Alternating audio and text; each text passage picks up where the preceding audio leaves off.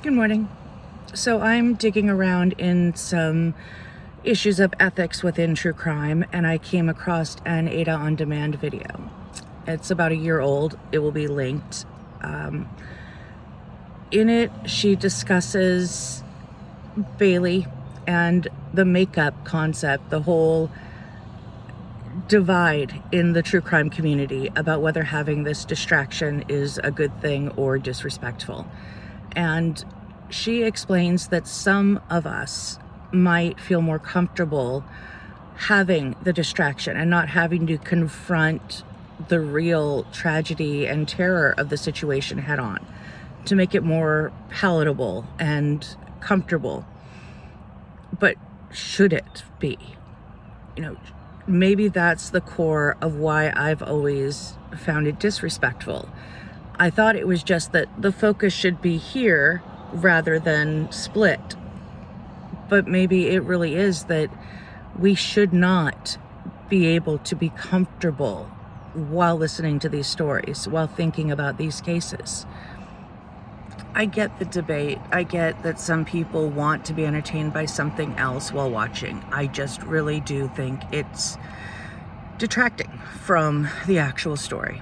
And if you need that, if you need something to distract you from the reality of it, then true crime might not be the field that you should be watching. You can find crime that is fiction. It is a genre that has been around forever.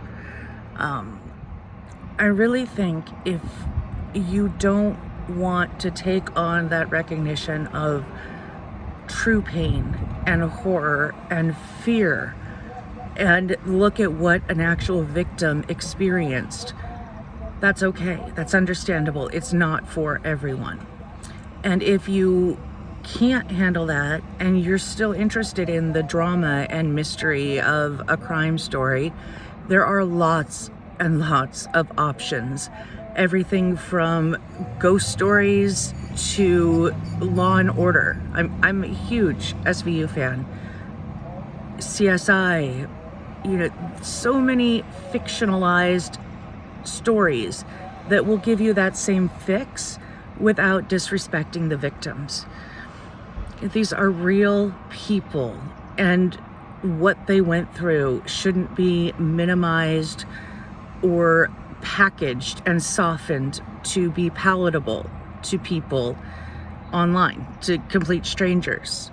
So I guess what I'm basically saying is, please do not turn real human beings with real thoughts and feelings and fears and hopes and favorite foods and pet peeves and favorite lines from a movie. Do not turn these real human beings who were taken without their permission, without their consent, ripped from this earth against their will, often in very painful ways. Don't turn them into characters in a campfire story. These are not characters. These are human beings just like you, just like your family and friends. And if you can't respect that, I'm sorry, but get the fuck out of the genre. You're not wanted in this community overall. Maybe I should only be speaking for myself, but I think the majority would agree that if you don't have respect for the victims, you do not belong in the true crime community. We all want to be entertained. It's a tricky word to define, though. And entertainment and engagement can be present while remaining aware of what effect this really had, how lives were shattered, how it radiated out from the victim to their friends, their families, their co-workers, the friends and family of those co-workers who are then comforting the person who's suffering a loss. It's a ripple effect that is so destructive and painful. I don't think it's right. So, maybe a little harsh. I'm not going to drag anybody in particular. It's not really about anybody in particular. It's just about a faction of us, a part of our community that I think is really disrespectful. So stay safe. Think about why you watch true crime, what you get out of it, and if you would feel any different if you were watching the story of your loved one. I've mentioned before that I don't care for the blank plus true crime format. For me, it feels disrespectful. And for some people, it might have other meaning. It might serve purposes other than to soften and create a barrier between the reality of it and yourself. And I'd be interested to hear what those reasons are from people.